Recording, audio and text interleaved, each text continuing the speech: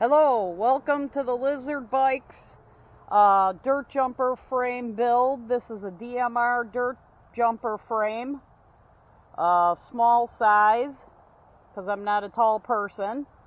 But anyhow, I ordered this new fork for this bike, and I don't really want a suspension fork, so I ordered this off of eBay,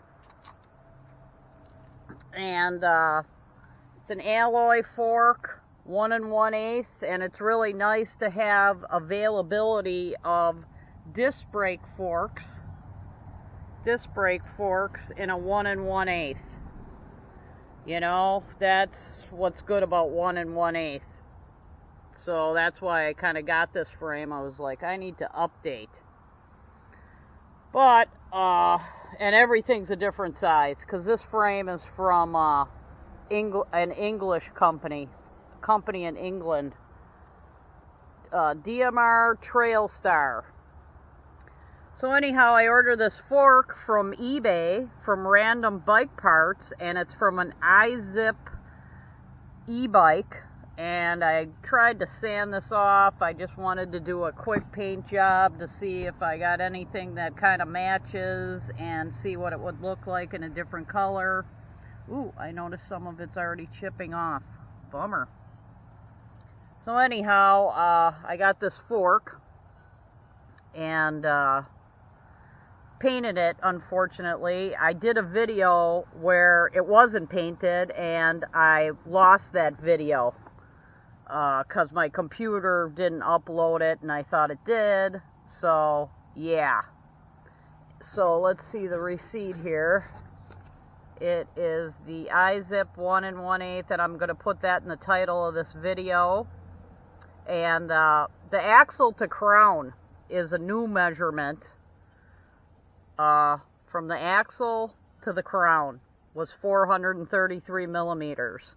Okay, and then this is, let's see here, 230 millimeters. They said 40 millimeters was threaded, so that's a long fork tube, and this has a short one, so I'm actually going to cut the threaded part off and use it as a threadless fork.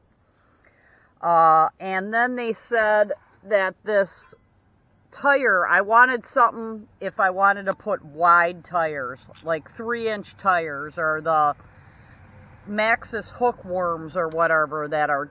And I didn't like the looks of that Don's Sport one. I know that was cheap too. But this said it was 82, and I'm getting about 80, really. 80 millimeters wide for the tire area. So I didn't like the looks of that Don's Sports one with the welds.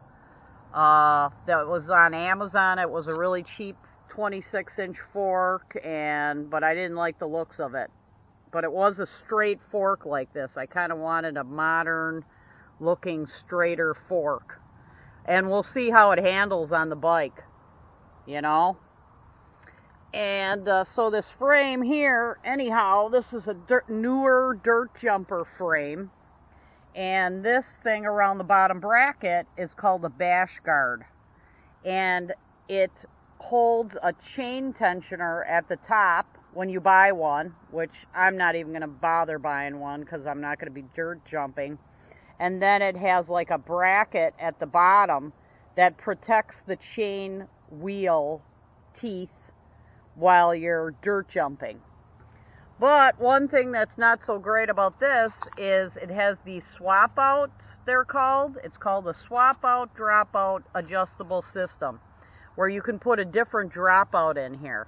Well, since they're if you know anybody who has these in the horizontal, 9 millimeter or whatever axle size, I would like the horizontal. I would even trade somebody maybe for the derailleur model, but this is for a derailleur. But I'm not going to run a derailleur because the wheel I have is a Shimano Nexus 4-speed. That has 135 millimeter overlock nut dimension to put on here. And this is the wheel I'm going to use. And I am going to build a wheel with this hub here. And I sell these on eBay. And if anybody wants to know about eBay, eBay takes about 15% of your profits. So if things are expensive on eBay, well, the sellers have to make some money. I mean, that is a lot of income to like a business should never be able to take 15%. But I guess on my old website that is now defunct, the credit card fees and the gateway fees and the GoDaddy website, even having the storage fees, was taking a lot of my money anyhow. So it kind of works out the same. If you want to sell something, you got to pay something. It's all the price of doing business. But anyhow, here's the hub I'm going to use. That I sell these on eBay. And I got free shipping on them. And I think they're like $58 for a pair of freewheel rear. And here in Florida, it's very hot. The sun is very strong. And you really don't want black bicycle or black bicycle components. Like the grease will come oozing out of them, you know, because the heat just from the sun. So anyhow, I have these bolt-on to prevent a little bit of theft, so they won't steal your wheel right away, not like a quick release. But I sell these bolt-on hubs, and they're really smooth, and they have sealed bearings in silver. So it's an updated hub, 36 holes, really beautiful hub. So that's what I'm going to build this wheel with when I receive the spokes. So we'll see how that all comes along. But yeah, this is the bike build so far. And the fork is what I mainly wanted to talk about. And I got this for about $53 plus tax with free shipping. And it's pretty decent. A little bit stockier at the top, but I did not want a suspension fork. This fork weighs 2 pounds, 6 ounces. In my experience, suspension forks weigh like about 5 pounds. 5 pounds something, you know, so that's almost double the weight of a non-suspension fork, a regular straight fork. So we're going to put it all together as soon as I get the parts, and we will see how it is. And sell these really nice hubs on eBay. I will put a link to the hubs that I prefer to use. And I don't really even make anything of these hubs on it, some of the stuff, because I'm not a direct importer of Chinese stuff. But,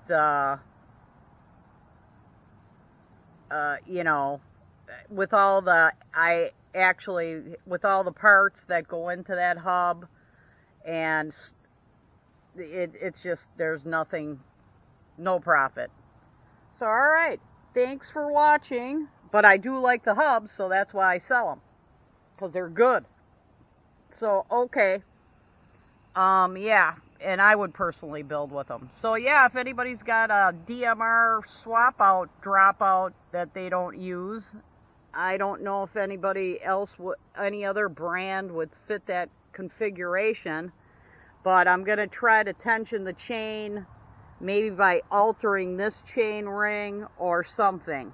But we're going to see how it kind of rides first of all. Alright, thanks for watching. Yep, got the new